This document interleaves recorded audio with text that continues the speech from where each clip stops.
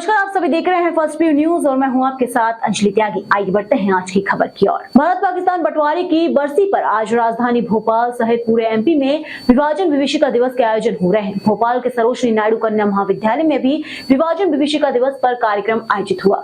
इस कार्यक्रम में सीएम डॉक्टर मोहन यादव बतौर मुख्य अतिथि शामिल हो रहे हैं। मुख्यमंत्री डॉक्टर मोहन यादव ने यहाँ लगी प्रदर्शनी का अवलोकन किया। इस मौके पर मंत्री विश्वास सारंग, धर्मेंद्र लोधी, विधायक भगवान दास सवनानी, उच्च शिक्षा विभाग के PS Sukhvir Singh, commissioner Nishant Barwade, mayor Malti Rai मौजूद हैं। आगे घुटने टेकने वाले लोग, एक तरफ देशभक्त लोग, आप इस बात को भी मत भूलिएगा 1906 के पहले कांग्रेस को समाज के साथ कदम से कदम मिलाने के लिए किसने खड़ा किया है? बाल गंगाधर तिलक, जिनने गणेश उत्सव की शुरुआत करते थे। और वो गणेश उत्सव की शुरुआत में क्या हिंदू क्या मुसलमान सब मिलकर के आनंद से पूरा आयोजन करते थे। हमारे पंडित मदन मोहन मालवीय, उन्होंने बनारस हिंदू विश्वविद्यालय की स्थापना करी। वो तत्कालीन समय में कांग्रेस के राष्ट्रीय अध्यक्ष थे, लेकिन उस समय कांग्रेस ने कोई ऐसा दोहरा मापदंड नहीं रखा। लेकिन जैसे ही इस सुविचारित दिशा को भटकाने वाला कदम चालू हुआ, वो परिणाम क्या निकला? ये देश जो चंद्रशेखर आजाद, भगत सिंह, जिनने लाहौर की अपनी उस स्थान पर कसम खाई कि देश को आजाद कराएंगे और देश की आजादी के लिए इन क्रांतिकारियों की लंबी मालिका ने अपना बलिदान दिया। दुर्भाग्य के साथ देश की आजादी के 4-5 साल पहले से कांग्रेस ने पलटी खा ली और पहले तो झूठ बोला, किसी हालत में देश का बंटवारा नहीं होगा, हमारे प्राण चले जाए, हमारे शरीर बढ़ जाए, देश नहीं भटकने देंगे, देश को नहीं टूटने देंगे। लेकिन ये सारी बातें झूठी साबित हुई।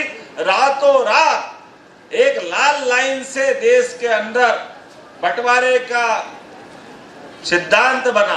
लॉर्ड माउंटबेटन ने उस बात की मंजूरी दी और बड़े दुर्भाग्य के साथ कहना पड़ रहा है, दुनिया का कोई ऐसा उदाहरण नहीं मिलेगा जो हमारे निरपराध भाई बहनों के लिए वो विभीषिका के दिन को याद करेंगे। कैसा बुरा दिन था। अंग्रेज तो पस्त थे, अंग्रेज के चाल में हम फंस गए। अंग्रेज ने कहा कि भारत को आजाद कराना उनकी मजबूरी थी।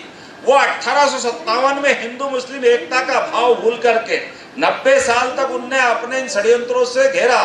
पहले तो अपनी मौजूदगी में लड़ाते रहिए, जाते जाते वो हमारे बीच ऐसे षड्यंत्र कर गए कि उस षड्यंत्र में हिंदुस्तान फंसा। और दुर्भाग्य से जो नेतृत्व करता थे उनने और बड़ी गलती की। हमारे देश के अंदर जो राष्ट्रवादी मुस्लिम लोग थे उनका सम्मान नहीं किया। अरे हम रसखान को भूल सकते क्या? हम रहीम को भूल सकते क्या? जिनके दोहे आज भी हमारे पाठ्यक्रम का हिस्सा बनते हैं। लेकिन केवल हमारी सांस्कृतिक एकता के उस मापदंड को भूलने का परिणाम निकला। हमसे तो अच्छा इंडोनेशिया, आज भी इंडोनेशिया के नोट के ऊपर भगवान गणेश जी का फोटो छपता है। उनकी एयरलाइंस गरुड़ एयरलाइंस कहलाती। अब गरुड़ का मतलब ही क्या? विष्णु भगवान का वाहन। लेकिन दुर्भाग्य के साथ कहना पड़ रहा है, इतना भीषण नरसंहार हुआ कि कोई रेल के अंदर क्षमता है 2000 लोगों की। रेल के अंदर और बाहर सब मिलाकर के सीट पे, बाहर डब्बे पे, छत पे लोग आगवानी करने के लिए खड़े हैं और रेल आ रही है। रेल में कटा हुआ हाथ लटकता दिखाई दे रहा है। जो सीट पे बैठे एक भी नहीं बचे, छत के ऊपर थे वहां मार डाले गए। कोई भी किसी प्रकार से ऐसा लग रहा था कि ये भगवान कौन सी दुनिया के लेके आए। रेल की सवारी गाड़ी की स्थिति ये बनी है। इनकी छोड़ो, जो पैदल आ रहे थे बुरी तरह से, जो जवान बेटियां थी उनको छीन करके चील कौवे की तरह नोचा गया। कई बहन बेटियों के साथ जो व्यवहार किया वो सबके बीच बताना आज भी संभव नहीं। उस दर्द को, उस कष्ट को हमारा पंजाब, 5 नदियों का पंजाब, जिस पे सदियों से पूरा भारत गर्व करता था, वो पंजाब 2 हिस्सों में बटा। हमारा वो सिंध, जिसको हम राष्ट्रगान में गाते थे, उस राष्ट्रगान में केवल शब्द रह गया, सिंध हाथ से चला गया। सिंध वो स्थान था जिसने हजारों साल से अपने सारे थपेड़े झेल करके देश की सनातन संस्कृति को रक्षा की।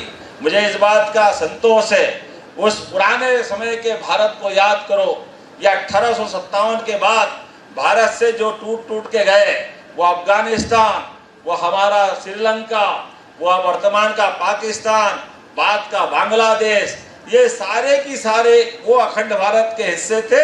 इससे काल के प्रवाह में और भी कष्ट हुए, लेकिन विभाजन की विभीषिका में आज के इस अवसर पर यशस्वी प्रधानमंत्री को धन्यवाद देता हूं, जिन्होंने उस काल के खराब कष्ट को भी समझ करके और जिनकी नेतृत्वकर्ताओं की गलतियां थी उनको भी स्मरण करके भविष्य में हम अपनी एकता बनाए रखे, एकजुटता बनाए रखे, इस देश के अंदर अतीत की गलतियों से सबक लेकर के भविष्य की लंबी उड़ान के लिए हम सब तैयार हो।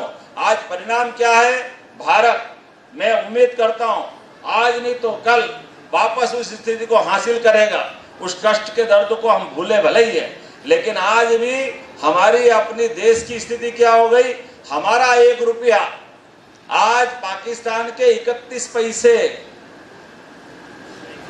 हमारा 1 रुपया उनके 31 पैसे पे, उनके हमारा रुपया 1 रुपया चल रहा है, लेकिन उनकी जो स्थिति है लगातार डाउन हुई। तो 31 पैसे उनकी कीमत, उनके रुपये की कीमत 31 पैसे हमारे हिसाब से, और हमारा रुपया है ये बांग्लादेश ये 72 पैसे। फिर आप इधर जाओ श्रीलंका, ये भी 40 पैसे।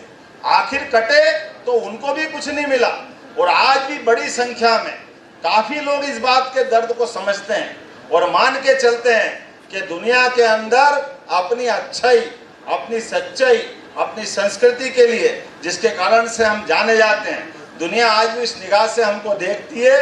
लाख बंटवारा हुआ है, लेकिन इस बंटवारे की विभीषिका को हमको सबको इसी रूप में स्मरण करना पड़ेगा कि आज हमारी द्वारा की गई कोई गलती, उस गलती का युगों तक पीढ़ियां भुगतती है। जिनके परिवार से कोई गुजरा है, जो बीता है, वो जानते हैं। मैं आज के इस अवसर पर जिनका सम्मान किया, ऐसे कई सारे लोग जिनने उस कष्ट के काल में केवल देशभक्ति और अपनी सनातन संस्कृति के लिए ये सब कुछ छोड़ के आए। कभी कल्पना कोई कर सकता है?